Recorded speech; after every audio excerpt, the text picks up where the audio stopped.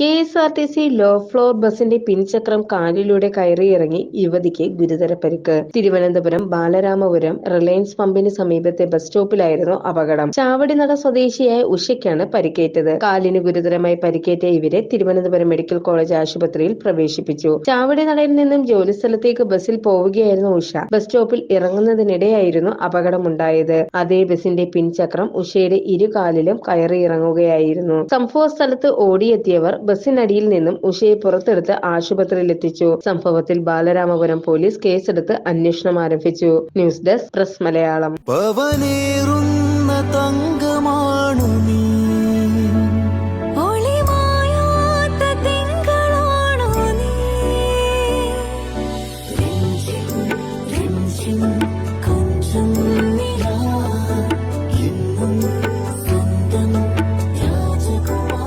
Be a Rajakumari.